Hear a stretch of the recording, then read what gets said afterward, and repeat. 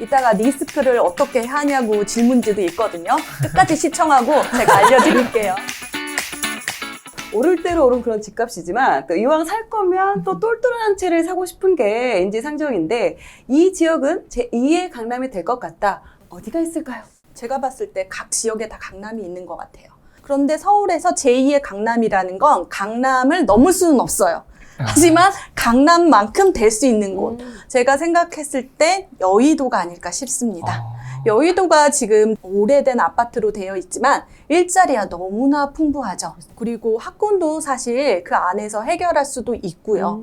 그래서 주거지로서 정말 발전할 수 있는 곳이기도 하고, 저는 이렇게 정말 금융으로 중심으로 되고 주거지까지 합쳐지면 정말 놀라운 어메이징한 곳이 되지 않을까 싶습니다.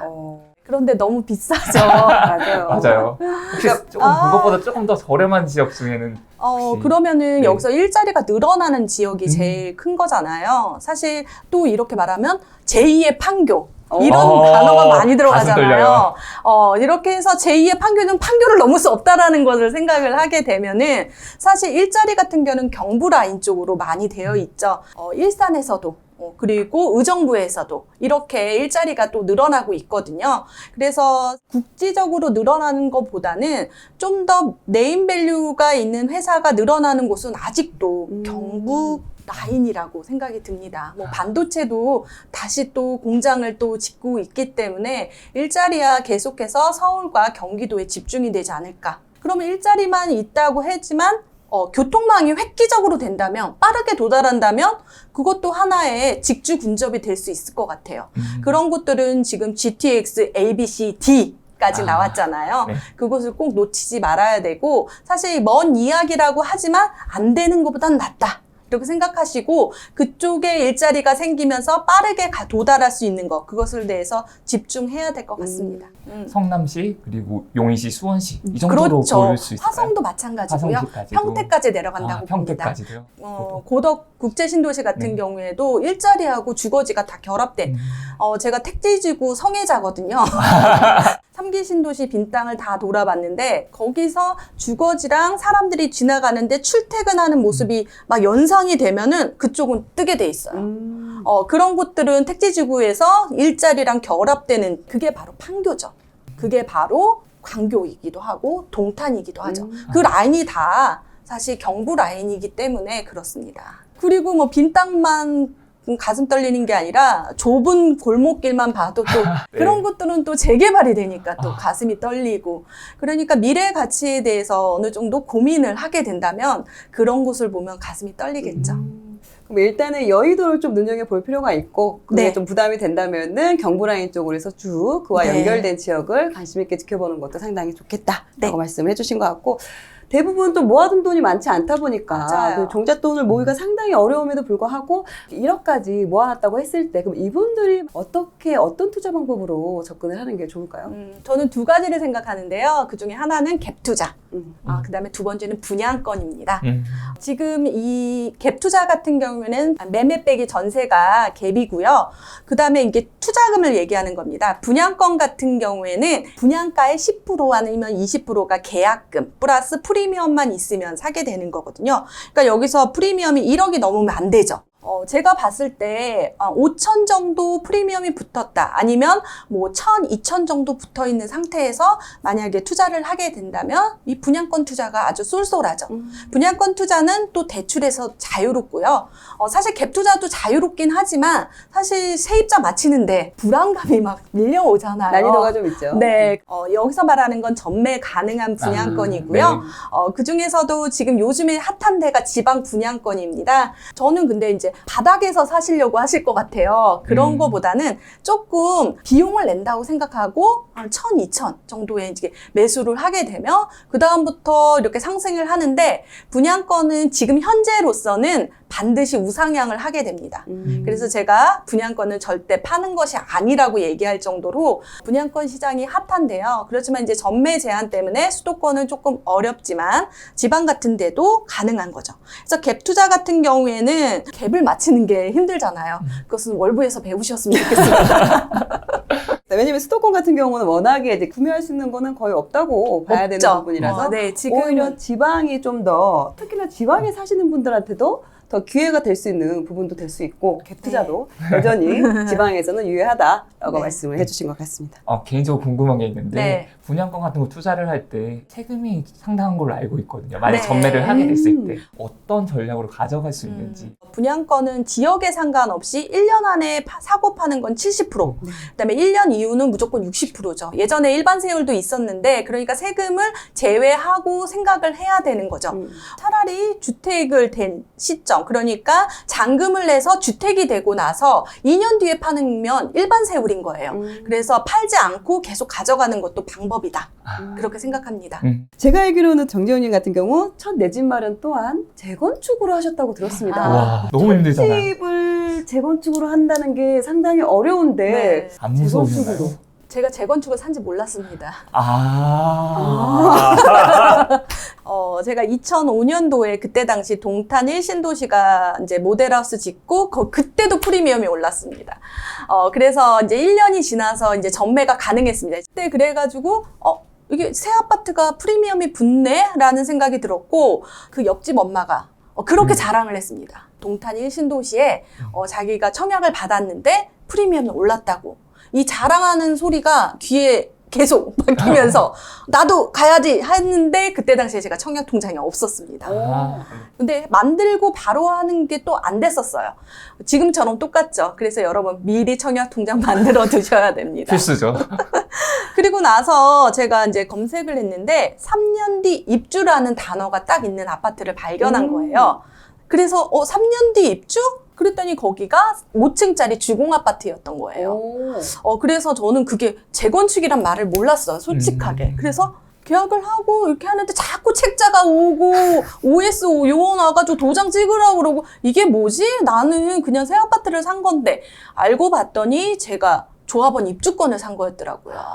그러니까 여기서 생각했을 때 중요했던 거는 내 집 마련이었고 나는 3년 뒤 입주할 물건을 찾았던 거예요. 그래서 재건축이 아니었죠.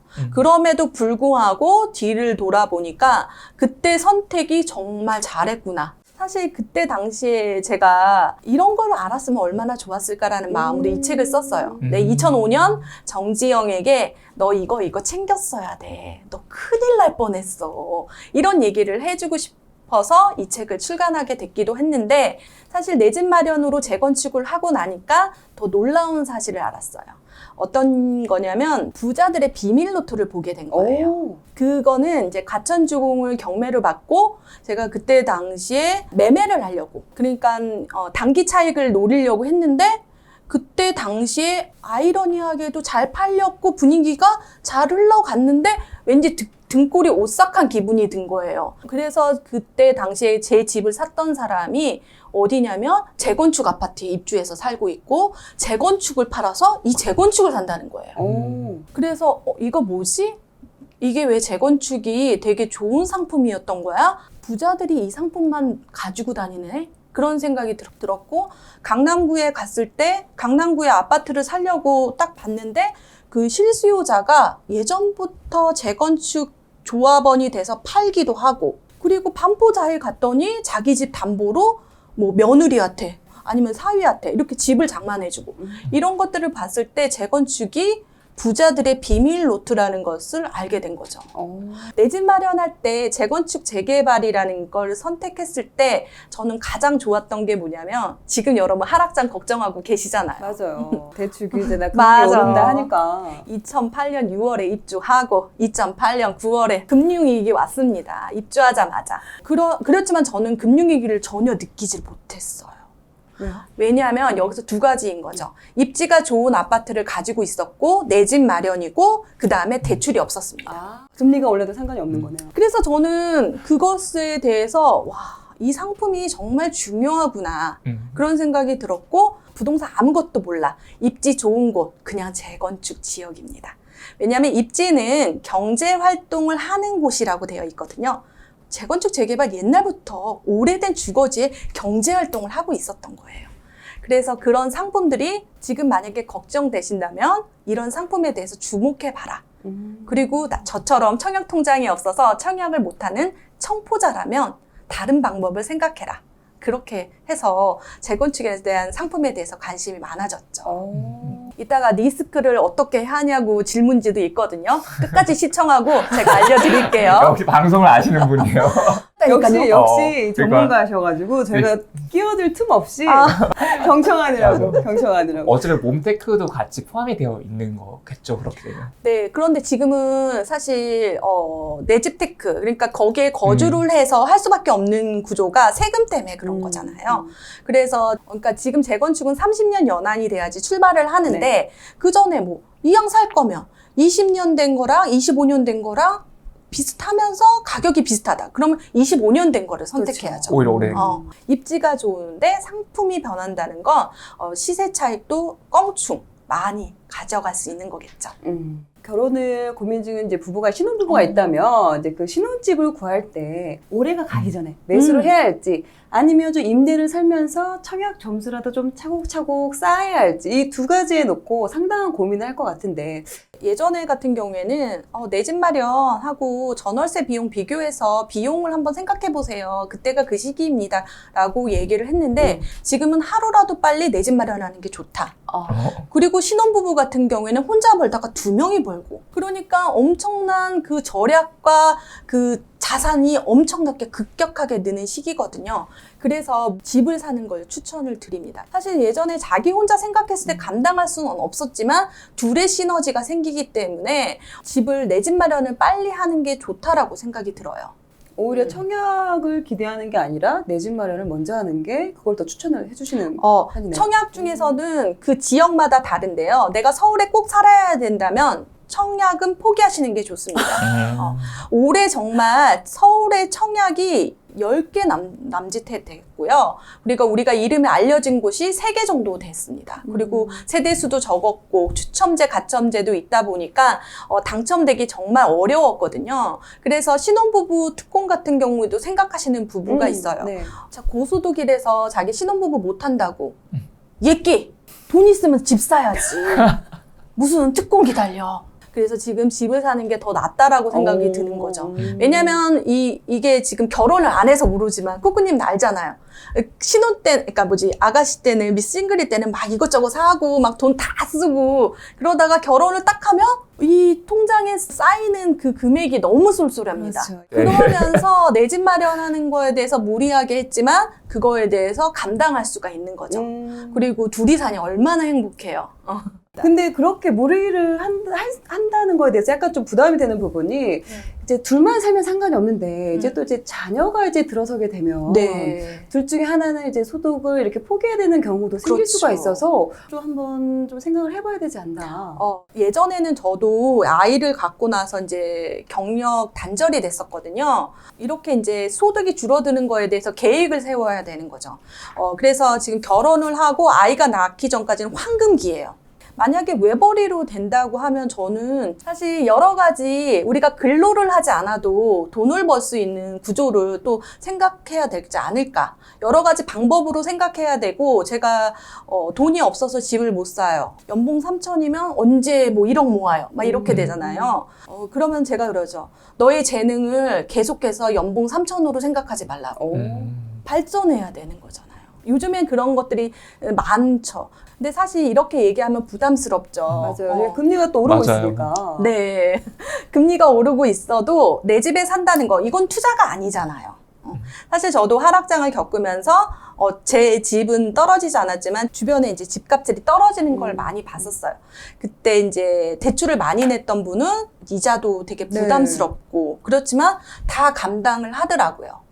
그런데 저는 하락장의 민낯을 본 적이 있는데 제가 하락장에서 나왔던 물건들이 뭐냐면 경매죠. 저는 이제 경매 투자부터 시작했기 때문에 가면은 다 투자를 너무 과다하게 해가지고 경매가 나오는 경우가 많았어요. 그러면서 그 사람들이 왜 힘들어졌는지를 좀 봤거든요. 말이 또 다르지만 대출이라는 거에 대해서 너무 과도하게 내면 힘들어지는 건 맞는 것 같아요.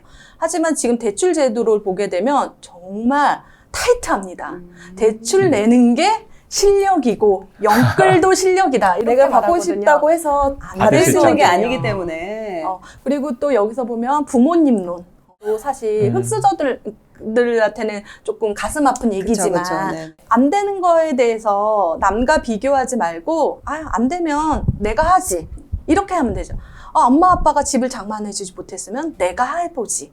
이렇게 해서 여러 가지 방법 그리고 생각의 전환 그런 것들이 더 필요한 것 같아요. 살짝 무리를 하더라도 그 무리된 금액만큼 이렇게 해서 내가 한계를 더 정하지 않고 넓히면서 네, 오히려 내 갇혀있지 가치를 말라고. 높인다는 거. 그 네. 말씀이신 것 같아요. 네, 맞아요. 근데 전 진짜 그런 걸 되게 많이 봤어요. 여기 구해줘 월부도 네. 했잖아요. 그래서 조금 무리하는 기간 그리고 힘든 기간은 무조건 있어야 돼요. 결론은 대출은 나를 움직이게 한다. 맞습니다. 행동력으로 바로. 또 보면 주식 펀드에 비해서 아무래도 부동산 같은 경우는 기본 투자 비용이 참 많이 들어가는 건데 맞아. 그런 만큼 아무래도 리스크 대비하는 부분도 상당한 좀 노력을 필요로 하고 우리 IMP님만의 그런 리스크 대비법이나 또 좀 힘들었을 때 그런 거 어떻게 좀 마음을 수양하는지 그런 것도 좀 알고 싶습니다.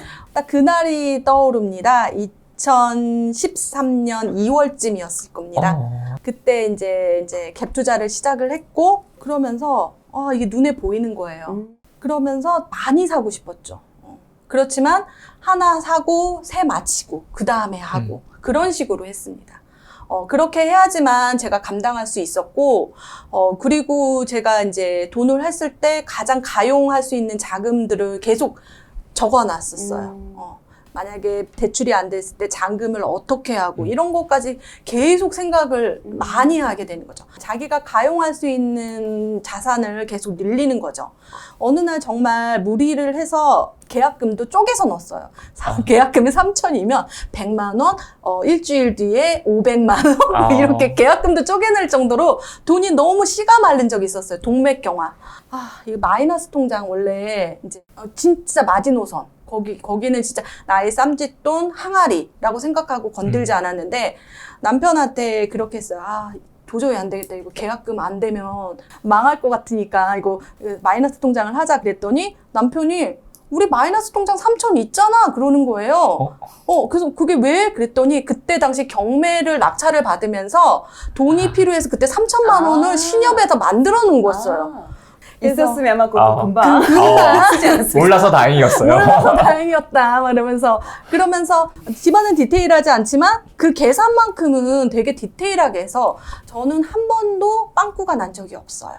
그런데 여기서 바탕이 되는 건 그 사람의 신용, 근로. 그래서 제가 영끌도 실력이란 말을 하는 거예요. 대출에서 가장 중요한 건 그 사람의 신용도거든요. 그래서 그런 부분들을 잘해서 대출 규모를 제일 잘 해가지고 리스크를 했고 그래서 그런 계산을 되게 철저히 하고 오버슈팅하지 않았다. 그리고 지금 하락장에 대한 리스크는 현금 보유. 사실 투자자가 현금 통장 안에 뭐 돈이 몇 억이 있을 수가 없거든요. 그렇죠. 그렇지만 이제 어느 정도 규모에 대한 것들 그리고 전세도 사실 그 대출이잖아요. 사실 우리가 알고 보면 내버리지면 전세를 너무 많이 올리지 않고 그렇게 해서 부담감 없이 그렇게 진행을 하게 됩니다. 그래서 계속 대출 상품에 대해서 계속 끊임없이 연구하고 물어보고 내가 할 수 있는 가용 자금이 얼마나 되는지 그게 체크하는 게 바로 하락장의 리스크를 없애는 건데 하락장에서 대출이 또 아예 안 나오죠. 그렇죠. 그렇기 때문에 현금 보유가 제일 좋고요. 저는 이제 사실 하락장도 겪으면서 진짜 집이 안 팔릴 때도 있었지만 항상 부동산 투자하는 사람들의 마인드 중에 제일 좋은 게 잘 될 거야. 그런 마인드. 행복송. 행복해져라. 맨날 이런 얘기, 이런 마인드 컨트롤. 그러고 살아요. 행복해서 웃는 게 아니다. 웃으니까 행복한 거다. 행복해져. 그냥 정말 보면은 여기서 리스크에서 가장 중요한 건 돈 관리와 마음 관리인 것 같아요.